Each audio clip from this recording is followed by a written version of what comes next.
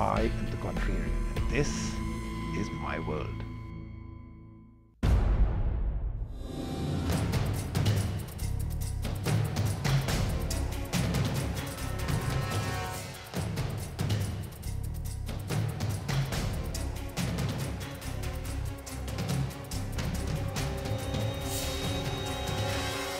Hi, I'm Balaji, and I'm here to take on Rajiv because I believe the time for M-Governance is now.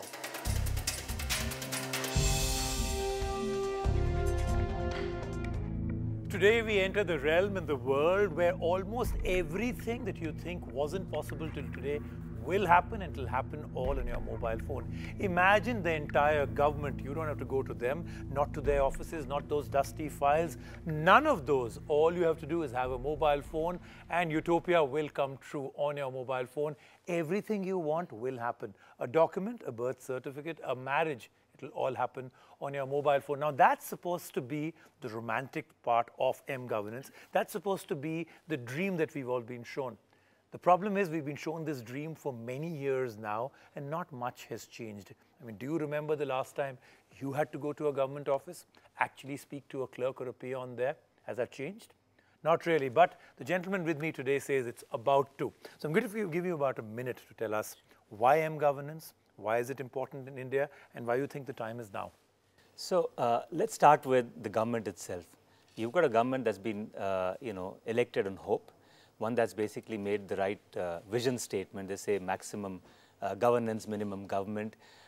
They've already started to make some significant changes. Just look at the Jan Dhan Yojana. To get about 10 crore accounts, 100 million accounts in such a short time frame itself was revolutionary.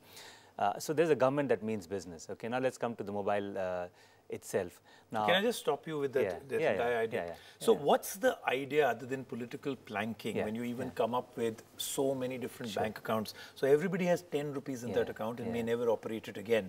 So other than fantastic statistics, unbelievable numbers, and a feel-good factor of, oh my God, so many bank accounts, what else did we achieve? It is a start. I always say you need to make beginnings, and the beginnings have to be right, the direction has to be right, and everything else starts to change. Okay. And so from my point of view, when this government talks about JAM, right, it's about Jan Dhan, it talks about Aadhaar, it talks about mobile, is a confluence of these three things. Oh, that's a new, I really actually thought of breakfast right now.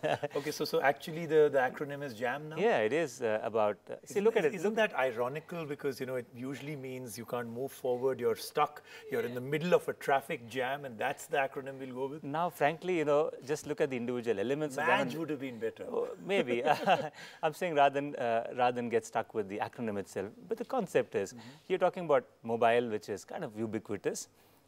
You're talking about 950 odd million connections, even assuming that there is, to a certain extent, duplication of dual SIMs, which you're very familiar with. We can say that... That's another show. I'll be calling you back for that one sure. too. But we know that there's at least, on an average, 2.5 to 3 phones per household. That's an average. Now, obviously, it's not true throughout all households, but that's really what we're talking about. Look at Aadhaar, the enrollments of nearly 700 million. Now, these are very powerful tools. Suddenly, you've got digital identity. Suddenly, it's easier for you to access, information and for establishing identity. And there's government, both center and states that I've seen are starting to talk the language of saying, let's take our governance mobile. The lexicon has to change. The direction has to be set. Things start to happen from that point on. So let's get this. So M-Governance, I mean, the dream is that I'll pick up my mobile phone. I may have apps or a app for all M-Governance, and every single thing that I require as a citizen. It's not only about documents. In theory, everything that I require as a citizen. Not only about getting documents and certificates, everything. I mean, if I have to report a pothole, if I have electricity not coming, if the Bijli Pani wala situation is not there, or the free Wi-Fi that we're supposed to now get in the future isn't free anymore and not getting access to it. All I need is a mobile phone. Literally nothing else would be required. Is that M-Governance, or do you see it even more detailed than that? So you start with governance, okay, then you mobilize it. Okay. I mean, think about mobiles. They first transformed the telecom sector, and then they started transforming industries. That's a global phenomenon. That's an India phenomenon. Take a car, connected cars used to be talked about. You see them in reality now. 40% of everything that goes into cars these days is electronics, with a dash of connected to a network. So which means we're talking about mobile and networks and all of that put together. So the same thing is true in the case of governance too. Good governance is required, and then you start to use mobiles as a means to deliver it. But you start to deliver it in different ways. Because you've got ubiquity, suddenly brick and mortar is not the way that you're going to go to outreach. But outreach today is possible using mobile and its ubiquity. So you start to develop systems that have a mobile-first approach to it. And it's not necessary that everything's got to be apps.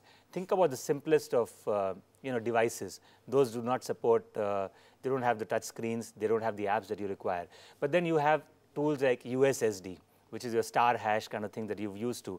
That's a habit that's got formed for hundreds of millions of people on feature phones already. Right. So you could use simplicity of front end on mobile phones, whether it's USSD, whether it's IVR that people are used to, whether it's SMSs, and not necessarily always going to the web and trying to log in. So you've spoken about the fact that this is not only for the app world, this is not for the app-tastic people, it's for everybody. Sure. But one of the things that has been seen, especially in countries like ours, is that it actually is an alienation. So if I don't get, Mgovernance is slightly more complicated than, just me finding out the price of paddy today. Sure. Okay? It's a little bit more complicated than downloading a piece of music. Yes. A little bit more complicated than buying something on e-commerce. There's a lot. It's a complex business at governance level. It's a complex business at the user level. And a lot of people say that the simplicity itself is going to be the problem. Here's the thing. Therefore, the models that have to evolve need to take into account that complexity. So let me give you a very simple example. You might recall a few years back, the government talked about setting community centers. They were called CSCs or common service centers. They may have different names around it.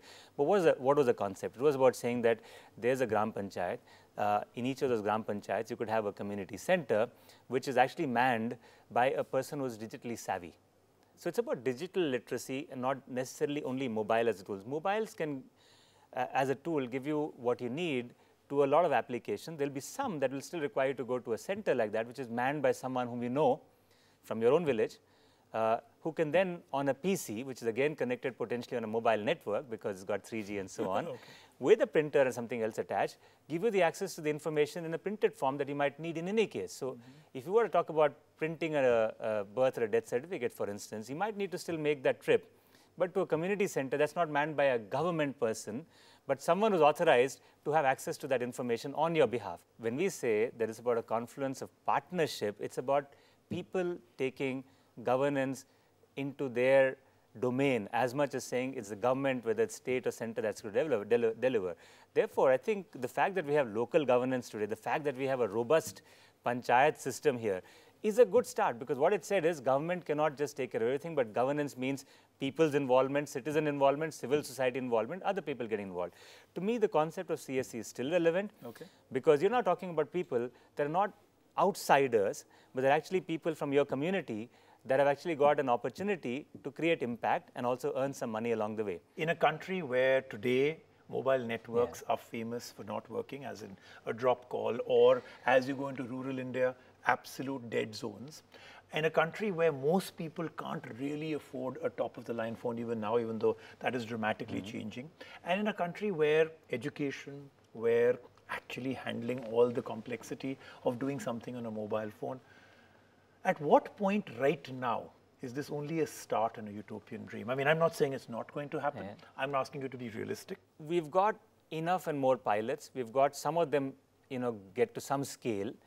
But we should never trivialize the extent to which we're trying to, make up for, this whole digital inclusion piece of it. And so I'm saying, if you visualize India, 10 years from now, even 5 years from today, it'll be very different than where we are today. We wouldn't have had this conversation, even 10 years ago, where, you knew what the state of mobile networks was in India in 2003, 2004. It's been that spurt that's taken place.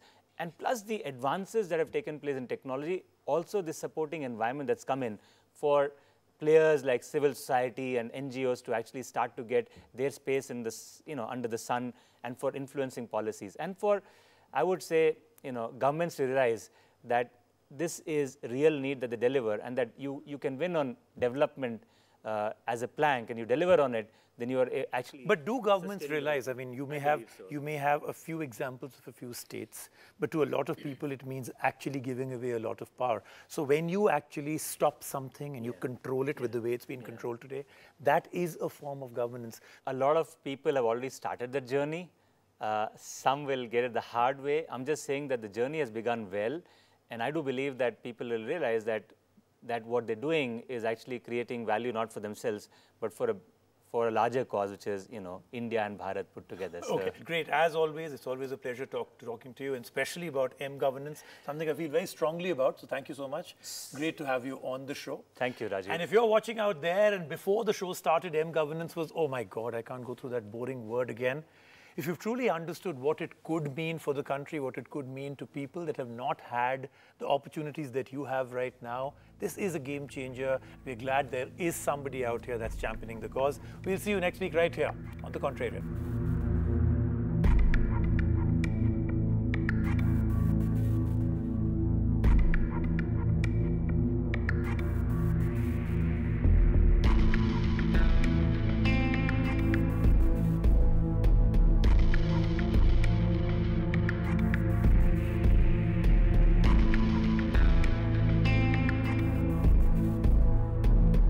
I am the Contrarian, and this is my world.